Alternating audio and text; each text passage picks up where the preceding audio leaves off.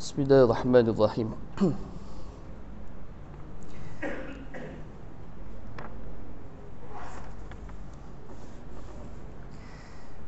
InsyaAllah sebelum kita mulakan majlis kita, tazkirah kita, bincang-bincang kita dalam program malam ni, sama-sama kita alunkan zikir istighfar sebanyak 7 kali. Mudah-mudahan kita dirahmati dan diampuni insyaAllah.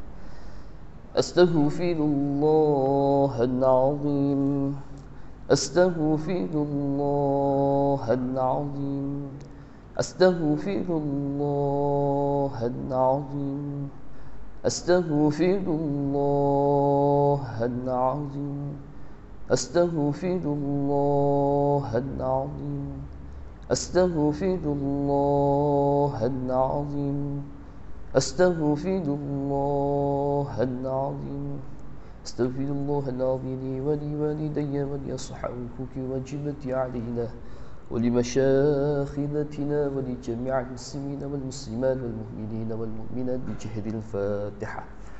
أعوذ بالله من الشيطان الرجيم. بسم الله الرحمن الرحيم.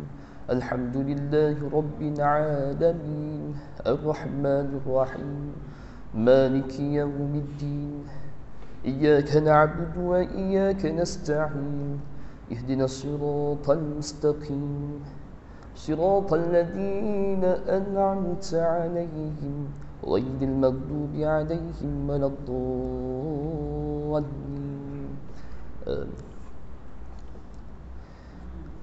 الحمد لله ثم الحمد لله نحمده ونستهدي ونستغفره ونتوب إليه ونعوذ بالله من شرور أنفسنا ومن سيئات أعمالنا من يهد الله فلا مضل له ومن يضلل فلا هادي له ونشهد أن لا إله إلا الله ونشهد أن محمدا عبده ورسوله لا نبي بعده لا نبي بعده.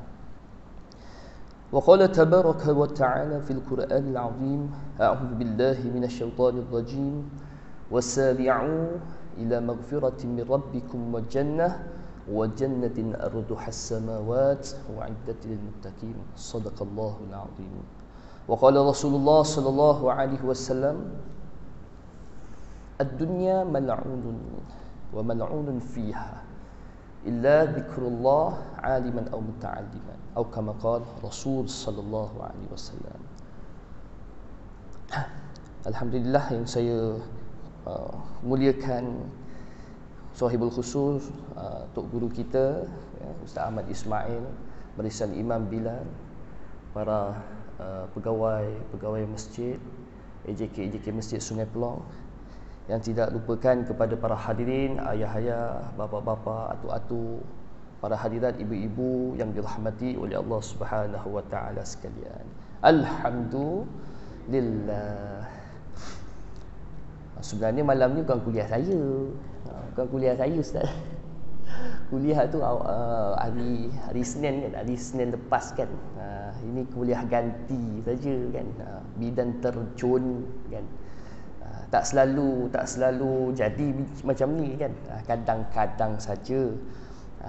Tapi itulah kan, dengan niat dapat berkongsi ilmu kan. Mudah-mudahan dapat manfaat kan. Kita bersama insya-Allah. Okey.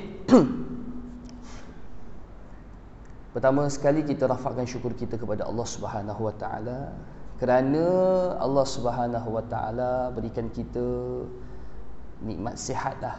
Pertama ya, nikmat sihat. Siapakah orang yang akan merasakan penting dan akan merasakan bagus sangatlah kalau saya sihat ni. Berharga sangatlah kalau saya sihat ni. Siapakah orangnya? Iaitu apabila dia jatuh sakit.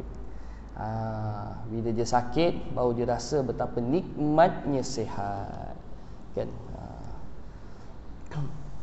Kalau sebelum ni kan, saya diuji dengan belakang spine kan. Kalau dulu boleh loncat sana loncat sini, orang muda kan, orang muda. macam-macam nak buat kan. Baru umur 30 kan. Muda lagi. Nak pergi sanalah, pergi sinilah. Loncat sini, loncat sanalah kan. Aktif sukan ni, sukan tu. Bila dah kena, total loss. Tak boleh buat apa-apa. Baru rasa Allahu Akbar. Kemudian wujud dalam benak tu, mungkin inilah yang tok-tok guru kan, ustaz-ustaz dulu-dulu selalu pesan, selalu nasihat. Guna masa mudamu sebelum tua. Sebab apa? Bila tua nanti macam-macam sakit kan. Bila sakit apakah jadi? Pertama sekali kurang amal ibadahnya. Kurang amal ibadahnya. Yang boleh semayang berdiri, bila sakit semayang duduk. Yang boleh semayang duduk, bila sakit semayang berbaring kan. Itu semua tu kalau dalam fikih tu, itu semua sukatan pahala. Ya betul Ustaz ya, kalau salah boleh dibetulkan. Satu orang yang sembahyang diri, pahalanya full. Senanglah ya, kita calculate full. Lagi sembahyang berjemaah dapat lagi full 27. Kita kira purata saja 27. Okay. Bila sembahyang duduk, dia kira setengah pula. Kalau contoh pahala ni ditotalkan 10, bila dia sembahyang duduk jadinya 5. Dan begitulah pengurangan di dalam sembahyang. Itu tak kira lagi dalam erti kata tak khusyuknya, tak betul bacaannya, tak betul rukun fi'linya. Yang sepatutnya buat begini, tak buat begini, buat begitu, maka semua pahala-pahala akan disukat. Maka bagaimanakah kita kalau sekiranya dengan pahala yang begitu sedikit hendak bertemu dengan Allah SWT? Itu dirungsingkan. Itu para ulama dahulu boleh dikatakan bagaimana hasrat mereka pada setiap masa dan keadaan itu dapat dibuahkan pahala dengan amal. Itu lazimkan mereka, kelaziman mereka tu banyak zikir. Sehingga ada kalau belajar tariqah tu ada zikir nafasnya kan. Ada zikir qalbnya, zikir qalbinya. Bagaimana setiap tarikan nafas kita Allah, hembusan Allah, tarik nafas Allah, hembus nafas Allah, maka berpahala terus. Mudah-mudahan kita dapat taufik lah, dapat buat begitu jugalah insya-Allah ya. Okey, kita akan masuk terus pada muzakirah kita pada hari ini dalam kitab adab ya, Anwarul Musharrifah, berkait dengan adab tidur siri kedua. Adab tidur siri kedua panjang banyak sangat ni saya tengok kan. Kalau sebelum ni slide kan, ambil poin-poin saja. Bila baik kitab ni banyak pula lah dia punya fasal-fasal dia. Ya. Okey. Wa qala musannif rahimallahu taala wa nafa'ani bi fidana amin ya rabbal alamin. Ke-17. Seterusnya, sebelum tidur hendaklah kita berzikir. Seperti mana sabda Rasul sallallahu alaihi wasallam, "Idza awal insanu ila firashih ibtadara'u malakun wa syaitan fayaqulu al-malak ikhtim bi khair wa yaqulu syaitan ikhtim bi syarr fa in dzakara Allah azza wa jalla hatta tablighahu 'ainuhu tarada al-malaku syaitan wa bata yakla'uh wa Tirmizi." Artinya jika seseorang berbaring ke tempat tidurnya, maka malaikat dan syaitan berebut mendatanginya. Malaikat berkata, "Ya Allah, tutuplah amalannya dengan kebaikan." Sedangkan syaitan akan berkata, "Tutuplah amalannya dengan keburukan." Adapun jika hamba tersebut berzikir kepada Allah Azza wa Jal sampai tertidur, maka malaikat menyingkirkan syaitan dan bermalam bersamanya untuk menjaganya. Maka sebelum tidur tu kita lazimkan zikir. Kita lazimkan zikir. Macam ada satu hadis Nabi SAW, dan ini adalah wasiat Nabi SAW kepada sahabat Rasul SAW. Nabi SAW bersabda, aku wasiatkan kepada kamu 3 perkara. Saum salasata ayyam fi kulli syahr. Puasa 3 hari setiap bulan. Lepas tu dirincikan oleh ulama, sunatnya puasa pada hari putih. Puasa kalau orang lama istilahkan bulan terang. Puasa apa? 11 ya? 11, 12, 13. Betul gitu ya? 11, 12, 13. Waktu bulan terang. 3 hari setiap bulan. Pertama. Yang kedua, solat duha. Sembahyang duha. Jangan sampai tinggal.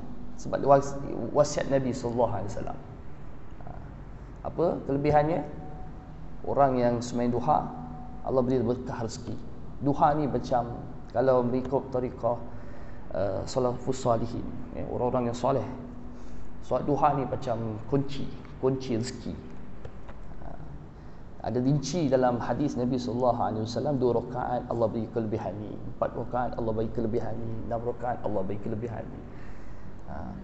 2 rakaat, yang saya ingat itu Nabi SAW bersabda, mafhumnya Allah tidak akan menggolongkan ia pada hari itu sebagai orang yang lalai kepada Allah. Kalau dia mati dalam keadaan tu, maka matinya adalah seperti orang yang zikir, ingat pada Allah SWT. 4 rakaat sembahyang duha, Allah akan sempurnakan urusan sehariannya. Kalau yang bekerja, Allah akan permudahkan.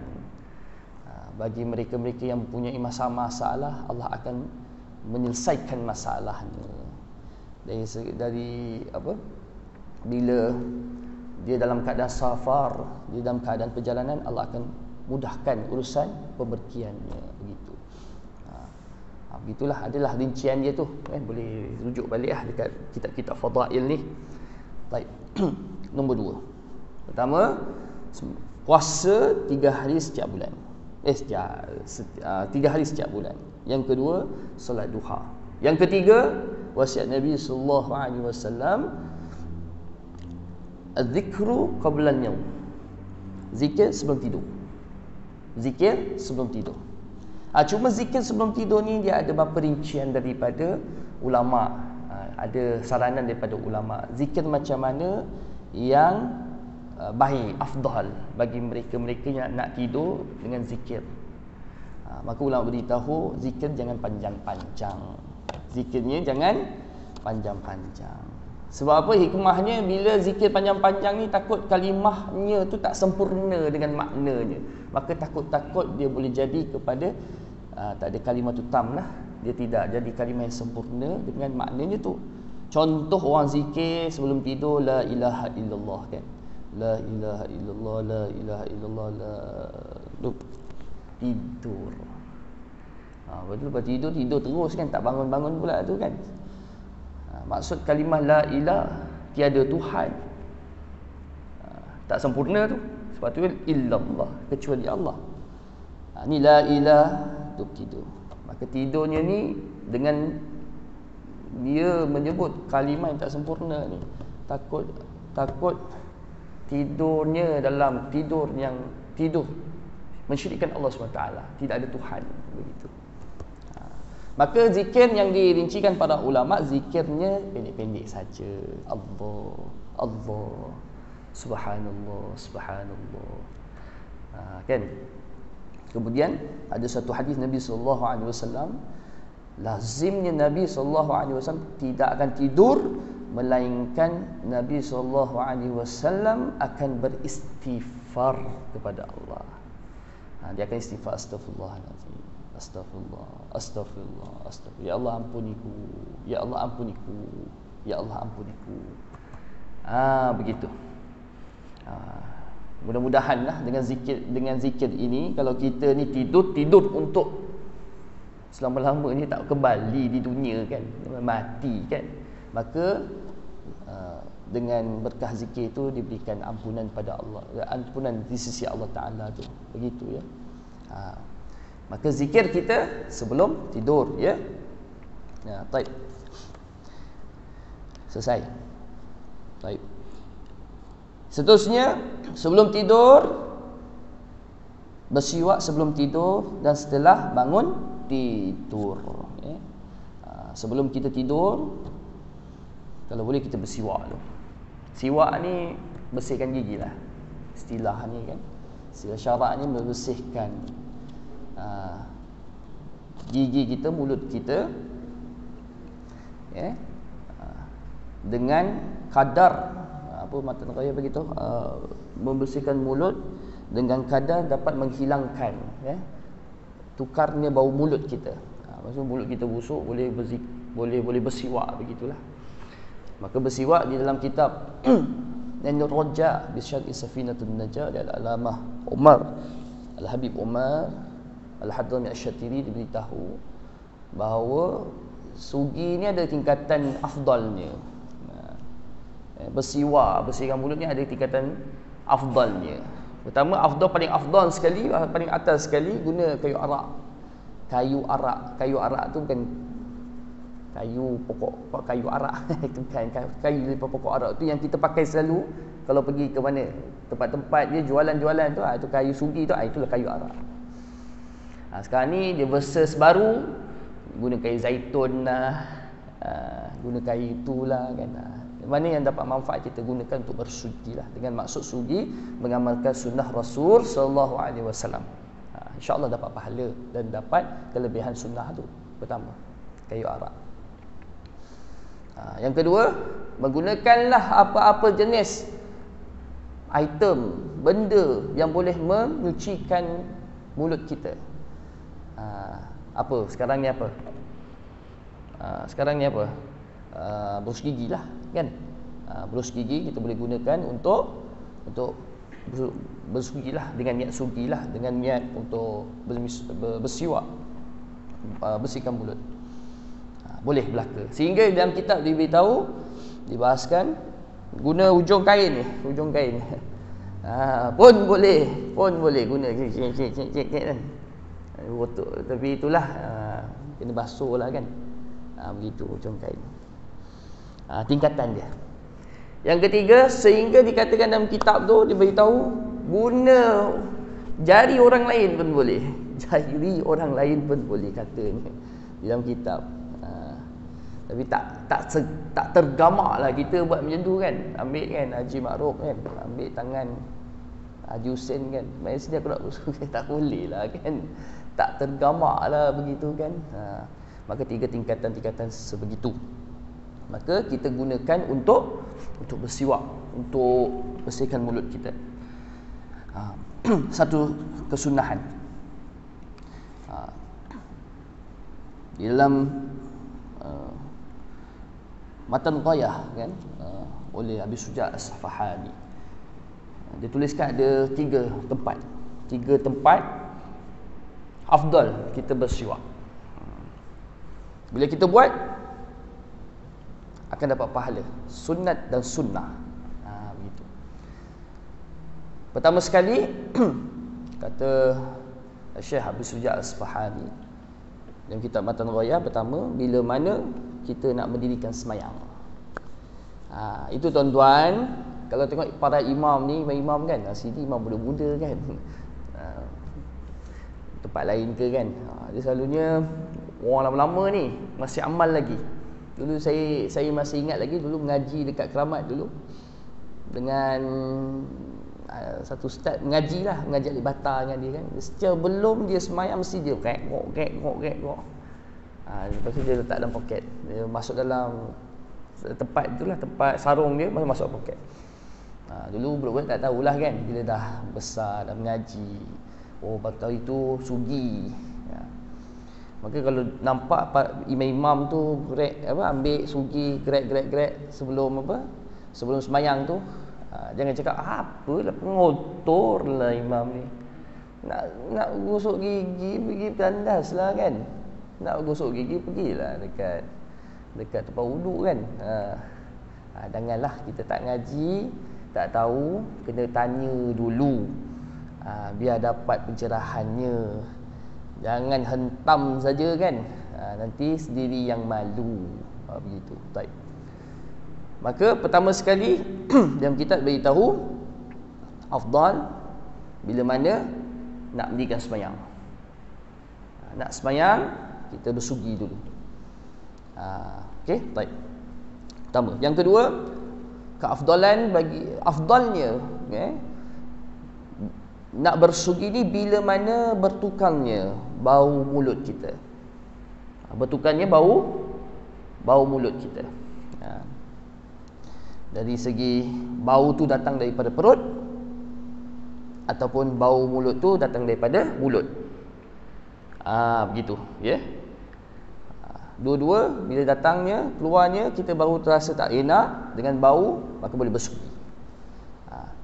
Dengan niat amal sunnah, dapat pahala sunnah dan dapat pahala sunat.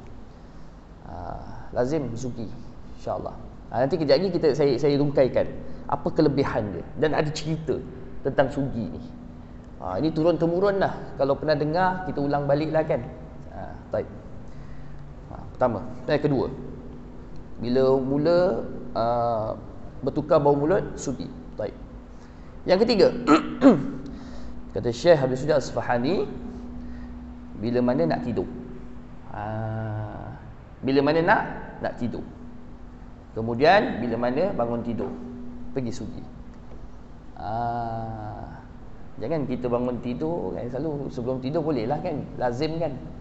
Kita dah makan malam mungkin kan, buat jamuan surau masjid kan, kita pun makan balik, rasa tak enak, bersugi, berbau gigi, lepas tu tidur, biasa. Cuma nak niatkan sikit, nak kalih sikit je.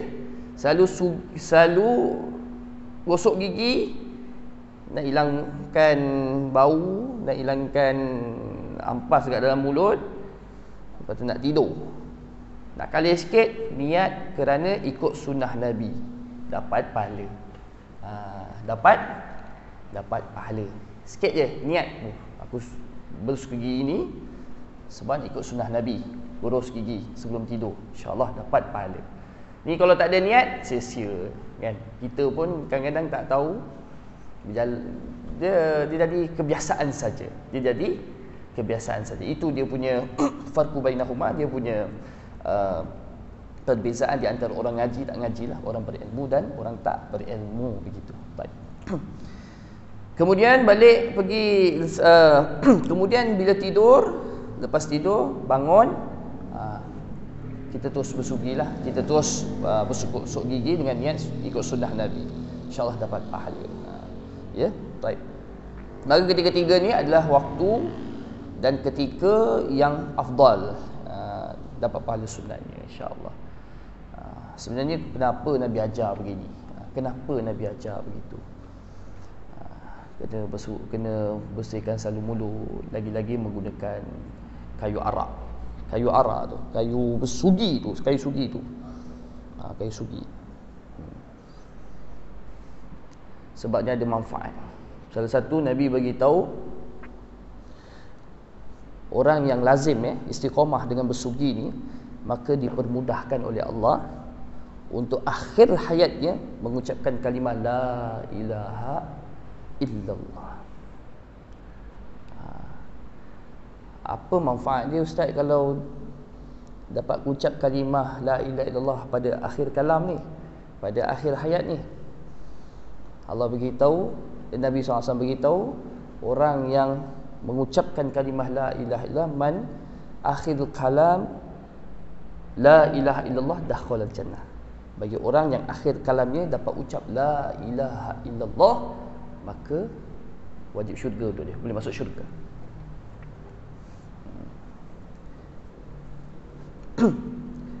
Dulu masa saya ngaji lah kat Terengganu dulu kan.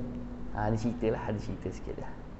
Dulu saya masa ngaji kat Terengganu dulu, dekat Kubang Bujuk. Kubang Bujuk tu baru-baru ni balik sana dekat area Mane kan, Kuala Terengganu kan. Dulu pada zaman saya tu dia senior cerita lah. Saya tak nampak lah daripada mata ni, senior cerita kepada saya, kami lah, budak-budak junior ni. Dia cerita sebelum ni, pada tahun yang sebelum kamu ni, pernah terjadi kematian kat sini. Dan jenazah dia tu dibawa ke masjid Kubang Bujuk tu. Belum jadi jenazah lagi lah, dia masih nazak, tapi dia angkat lah. Yang budak ni dia muda lagi dalam umur kurang lebih 20 ke 30-an, muda meninggal. Dia nazak. Bila ditalkinkan kalimah la ilaha illallah dekat telinga dia macam nak ucap tapi tak terucap. Senior cerita tu lah. Lepas tu panggil ustaz-ustaz ni, salah seorang ni adalah ustaz kami lah, Ustaz Latif nama dia, Ustaz Latif. Pergi sana tu cakap kat Kubang Bujuk tu Ustaz Latif Hafiz Al-Hafiz. Nanti dia datang janggut panjang sini, panjang janggut dia. Dia datang dengan beberapa ustaz lagi, minta siapa yang ada kayu sugi, bagus yang baru, mai ambil disugikan budak tu. Masa nazak tu juga disugikan. Setelah tu, selepas sugi tu, ditalkin la ilaha illallah dekat dia, alhamdulillah dapat ucap kalimah la ilaha illallah. Mungkin manfaat dia tu lah, dia punya kelebihan tu lah. Ini real lah, dia senior lah cerita, saya tak nampak kan. Senior cerita juga, cakap dia nampak ketika tu peristiwa yang berlaku. Maka mungkin dengan amal sugi lah, dengan amal bersugi dapat memberikan anugerah manfaat yang besar kepada si jenazah tu, dapat ucap la ilaha illallah. Dia punya susahnya dalam riwayat dia ceritakan tentang orang susah ni nak ucap kalimah la ilaha illallah ni. Dia punya susah dia memang sangat susah lah. Yang susah dia memang sangat susah lah. Sebab apa? Sebab ketika dia nazak, maka dia akan didatangi oleh iblis, syaitan yang akan menyesatkan dia. Dan dia akan menjelma apa hal keadaan yang dia suka dan dia sayang. Kalau dia sayang mak dia datang, sesatkan dia. Cakap kau tak payahlah nak ikut agama Islam ni sangat. Mak pun dah berjaya dah. Sebab mak tak semayang, sebab mak tak ikut Islam. Dia bercakap, oh ya ke? Meninggal. Dan nyawa ditarik. Sayang. Sayang. Ending tak bagus macam itulah. Kalau orang boleh cakap ending tak bagus, tak bagus. Matinya dalam keadaan mati yang sebegitu. Allah berfirman dalam Quran. Wa qala rabbuna Allah summa istaqamu. Barang siapa yang mengatakan Allah itu adalah Tuhan dan beristiqamah dengannya, dia cakap Allah adalah Tuhan, Rabku, dan beristiqamah dengannya. Tatanazzalu alaihimul malaikatu alla takhafu wa la tahzanu. Allah akan hadirkan malaikat waktu dia nak mati tu. Allah akan hadirkan malaikat. Nak buat apa malaikat tu? Riwayat ulama-ulama tafsirkan. Datangnya malaikat ketika tu sebab apa? Sebab di ketika itulah paling banyaknya setan iblis datang untuk sesatkan dia. Macam tu. Malaikat diturunkan oleh Allah untuk hambat ni iblis, syaitan, menjelma mak dia, isteri dia, anak dia, orang yang dia sayang. Kalau dia suka pergi melancong, nampakkanlah mungkin laut kan. Dia suka pergi mana? Dia suka pergi hutan. Mungkin nampakkan hutan tu bestnya macam syurga kan. Aku dah berjaya dah pun. Nyawa tertarik.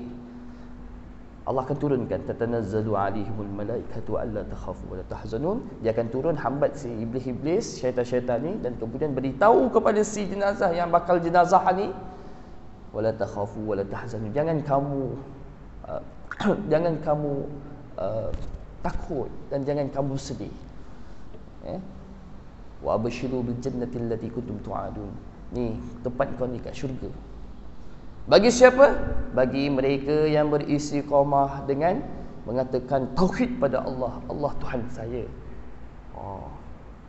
Apa jadi sekalipun, aku takkan tukar agama. Apa jadi sekalipun, aku tidak akan mengkhianati agamaku. Begitu. Ni sekarang ni trend kan tuan-tuan kan. Macam acik-acik kan, makcik-makcik mungkin tak berlaku lah perkara ni dan jauh daripada perkara ni lah. Ini ujian kami orang-orang muda. Ujian kami orang-orang muda pada zaman sekarang. Sebab apa? Dengan satu aplikasi dapat jadi jutawan. Satu aplikasi je. Buka phone tu, cik, buka phone, download, tap. Lepas download, apa yang dia suruh kat situ. Okey, kau pergi berjoget.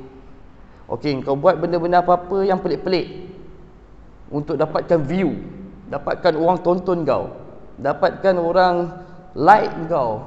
Dekat ni, dekat dalam aplikasi. Aku jamin akan bagi kau income monthly sekian banyak. Sekian banyak. Sehingga apa tuan-tuan? Sehingga kan, dia akan buat benda-benda yang disuruh lah. Dia akan buat apa-apa yang disuruh. Sehingga apa tuan-tuan? Sehingga menggadai kemuliaan, mahkota kemuliaan manusia.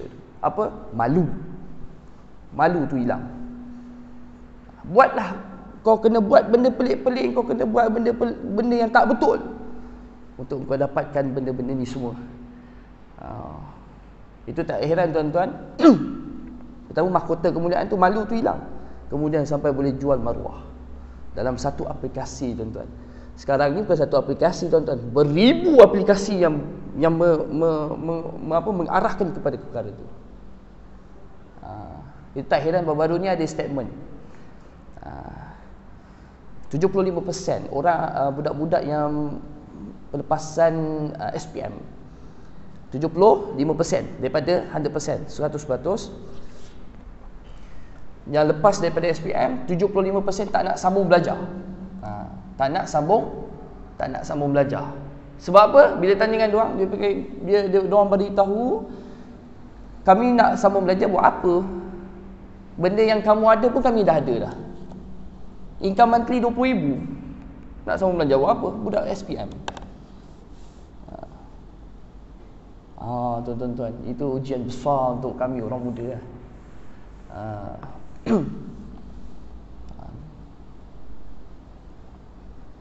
Lepas tu ada satu lagi, dibuat kaji selidik kat sekolah-sekolah ni.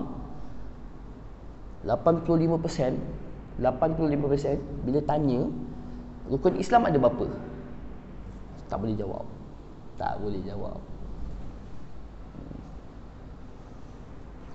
70% suruh mereka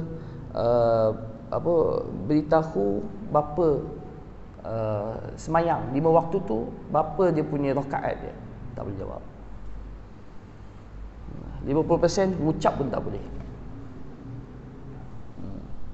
Ini benda ni semua kalau tak boleh nak semayang lagi jauh lah.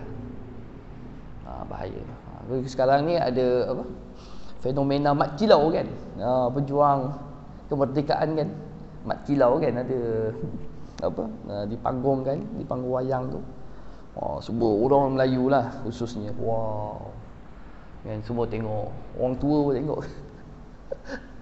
Saya pun terjebak juga pergi tengok juga. Dekat depan saya siap masjid. Siap masjid. Bawah tu Bilal. Tak apalah kan, nak tengok kan. Tapi memang baguslah cerita tu, bagus. Nak azan dulu ke? Betul tu. Terus. Okey. Ceritanya, sinopsis dia, mat kilau tu Perjuangan dia menentang penjajah sebab apa? Satu je, bagaimana nak pastikan anak bangsa dia akan datang tak jadi orang yang mengemis di bumi, tanah tumpah darahnya. Dari segi apa? Dari segi material, dari segi sosial, dan lagi satu lagi yang paling penting adalah dari segi akidah. Kemudian kawan saya cakap, mungkin ini budak-budak yang cakap yang tak perlu dapat apa, tak perlu buat sama belajar ni. Ini ke generasi yang diperjuangkan Mak Kilau ni? Ini ke generasinya? Mak Kilau kalau hidup pun nangis ke tengok generasi sekarang macam mana. Itulah kan. Maka dah sampai ke situ pula kan. Cerita pasal siwak kan. Dah sampai ke Mak Kilau pula ya. Itulah keadaannya nak bagi tahu tu. Maka budak yang disugikan tu, cerita tadi, balik pada cerita tadi, disugikan tu, alhamdulillah dapat ucap kalimah la ilaha illallah. Dia pun meninggal. Ni zaman senior saya lah. Kemudian salah satu kelebihan sugi ni tuan-tuan, sugi ni kalau tengok dalam ilmu ruqyah kan, dalam ilmu perubatan Islam, sugi ni setan takut. Dia ada 7 item yang setan takut. Salah satu sugi. Sugi setan takut. Kedua tu yang pokok bidara tu, daun bidara. Dia sangat takut lah. Ni 2 item ni memang kalau sekiranya orang kena rasuk apa sebagainya, dekatkan dia tu.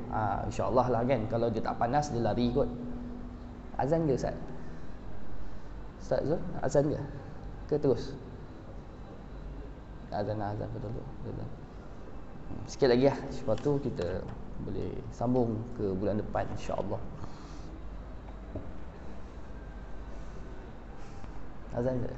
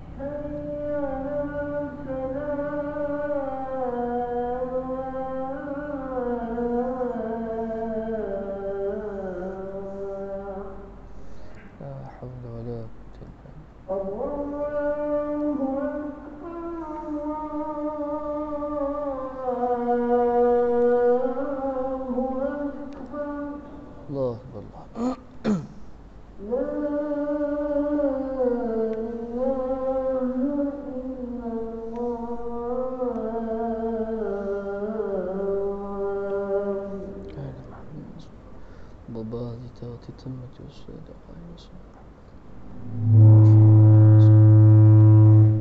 إنك لا تفلح الميعاد. Sekali lagi ya. Itulah ada beberapa item kan yang setan takut. Salah satunya kayu sugi ya. Yang kedua tu daun bidara tu. Daun bidara tu kalau orang kena sampuk ke dekatkan dekat dia. Masya-Allah lagi panaslah dia. Dulu dekat madrasah saya tu pelajar kena sampuk. Pelajar kena sampuk. Tapi saya tak buatlah daun bidara tu. Ambil garam dengan apa? Dengan apa? Allahumma subhanahu jintan, bukan jintan, apa? Black pepper tu. Lada hitam. Lada hitam. Campur masuk dalam botol spray. Lepas tu saya baca hizzi lah. Hizzi dekat dalam botol tu. Lepas tu kocak-kocak spray kat dia. Mengarum lah. Mengarum. Ingat tak jadi. Oh jadi rupanya ya. Maksudnya mungkin betul lah kan. Mungkin betul lah dia kena sampuk, bukan main-main kan. Ni budak ni pun kaki main juga. Kaki gurau kan. Sekejap-sekejap cakap dengan kawan dia, aku nampak orang berjalan dah. Kan. Bila kami mesti tanya, awak nampak apa? Tak ada kan. Kaki gurau kan. Tiba-tiba dia kena. Padan muka lah gitu. Tapi bila buat begitu jadilah kan. Kita ambil, letak garam, lada hitam. Lepas tu saya bacakan hizzi sikit. Lepas tu spray kat dia. Dia mengaum. Itu salah satunya itulah lada hitam dengan apa? Dengan garam tu. Garam tu bagus, garam kasar tu. Garam kasar. Kalau nak pagar rumah pun begitu juga. Tabur kan garam dekat sekitar rumah kan. InsyaAllah lah kita punya ikhtiar daripada gangguan makhluk halus, gangguan syaitan ya. Baik. Okay, sikit lagi, satu lagi ya. Seterusnya tidak tidur setelah solat subuh sampai isyraq. Yang ini terbitnya matahari seukuran anak panah. Yang ini sekitar 16 minit setelah terbitnya matahari, dan setelah solat asar sampai maghrib, kerana tidur pada waktu-waktu tersebut dapat menghapuskan keberkahan rezeki dan umur, kecuali jika terdapat uzur, sakit dan sebagainya. Baik. 3 waktu tuan-tuan. 3 waktu kalau boleh jaga jangan tidur. Bagus sangat. Kalau boleh. Pertama sekali setelah subuh. Dia punya sampai bila? Sampai isyraq tu. Subuh sampai isyraq. Lepas isyraq nak tidur, terpulang. Maksudnya 15 ke 16 minit. Ada satu qaul dia beritahu 12 minit setelah isyraq. Syuruk. Okay? 12 minit setelah syuruk tu bolehlah kita rehat, tidur. Kena jaga sikit. Sebab apa? Kata dalam hadis Nabi sallallahu alaihi wasallam, Allah akan angkat keberkahan rezeki orang yang tidur setelah subuh. Maka balik jangan tidur dulu. Habiskan zikir dulu ke, baca yasin dulu ke, ataupun tak boleh buat benda tu semua kan, rasa macam susah sikit ke kan, berkebun ke kan, pokok apa, siram pokok ke, buatlah apa-apa, jangan tidur waktu tu. Baik. Yang kedua setelah asar sampai terbenamnya matahari, sampai maghrib tu jangan tidur. Dalam satu riwayat dia beritahu orang yang tidur waktu ni dia boleh menyebabkan gila. Memang kalau lazim kita tidur, memang bila bangun tu memang kita macam kan, dia macam pusing lah kan. Kalau ada pengalaman lah, saya ada pengalaman tu kan, sebab pagi mengajar, lepas zuhur mengajar, balik lepas asar mengajar, balik dah penat pukul 6 kan, kadang-kadang letih sangat kan, tertidur, lepas bangun tidur tu pusing-pusing nampak ni. Ingat apa, darah tinggi kan, cek tak ada, blood okey je kan. Baik. 2 setelah asar sampai maghrib, dan ketiga lepas maghrib sampai isyak. Jangan sampai tidur. Sebab kata dalam satu riwayat beritahu bila orang tidur waktu ni apa jadi? Senang kita terjemahkan, boleh jadi miskin, macam tu. Penyakit papa, rezeki tak lekat.